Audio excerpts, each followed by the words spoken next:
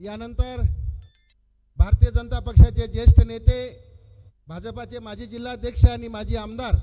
आदरणीय राम पाटील रातोळकर साहेब यांना विनंती करतो की आपण उपस्थित जनसमुदायाला संबोधित करावं। आज मी आपल्या पुढे उद्या येणाऱ्या 15 जानेवारीला नांदेड वाघाळा महानगरपालिकेच्या निवडणुकीत भारतीय जनता पार्टीचे जे 67 उमेदवार उभा राहिलेले आहेत त्यांना आपण भरघोस असं आशीर्वाद देऊन कमळ या चिन्हावर फुल्ली मारण्यासाठी आपल्या सर्वांच्या चरणी विनंती करण्यासाठी मी आज उभा आहे। मी सांगू इच्छितो, ज्या पद्धतीनं विकसित भारत करण्यासाठी नरेंद्र मोदीजींना समोर ठेवून आपण सर्वांनी त्या अगोदर मतदान केलं, तसं विकसित नांदेड करण्यासाठी अशोकरावजी चव्हाण साहेबांच्या नेतृत्वात या 67 नगरसेवकाला मतदान म्हणजे अशोक चव्हाण साहेबाला मतदान आहे असं समजून आपल्याला या निवडणुकीला सामोरं जायचं आहे। त्यांच्या ज्या पद्धतीनं केंद्रातलं शासन, राज्यातलं शासन भक्कमपणे आपल्या पाठीशी आहे, राज्यामध्ये आणि केंद्रामध्ये भारतीय जनता पार्टीचं सरकार आहे, तसंच या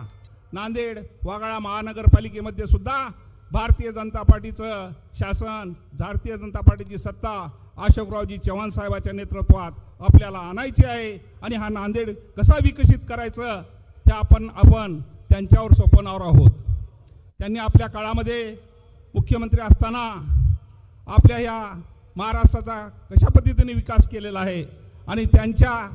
माध्यमातून हा विकास होण्याच्या दृष्टिकोनातून आदरणीय कैलासवासी शंकररावजी चव्हाण साहेबांनी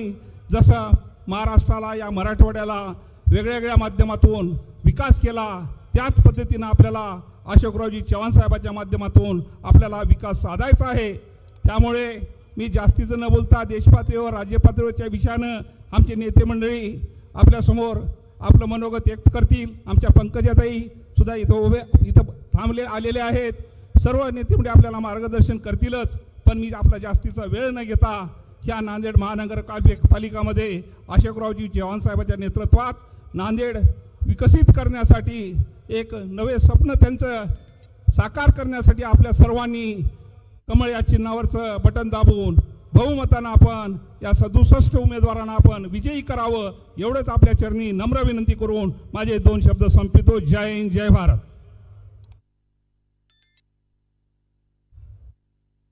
यानंतर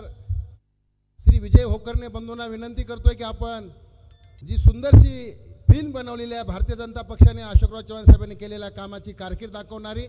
ती फिल्म या ठिकाणी सुरू